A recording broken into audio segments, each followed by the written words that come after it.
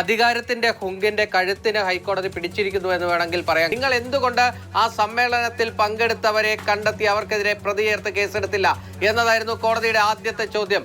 അതിന് കൃത്യമായി ഉത്തരം നൽകാനായി വഞ്ചൂർ CIക്ക് കഴിഞ്ഞില്ല. കാരണം ആ സമ്മേളനം ഉദ്ഘാടനം ചെയ്തയാൾ CPMന്റെ സംസ്ഥാന സെക്രട്ടറി MV ഗോവിന്ദനാണ്. MV ഗോവിന്ദനെ ആ കേസിൽ കോടതിയുടെ നിർദ്ദേശപ്രകാരമാണ് എങ്കിൽ അടുത്ത സമയം തന്നെ പ്രതി ചേർക്കേണ്ടി വരും. എന്തായാലും കോടതി ആ ഉത്തരവിലേക്ക് പോയിട്ടുണ്ട്.